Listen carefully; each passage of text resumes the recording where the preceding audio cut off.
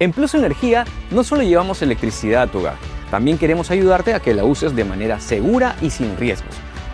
Así que hoy te traemos algunas recomendaciones sobre cuidados en el uso de la electricidad en el hogar.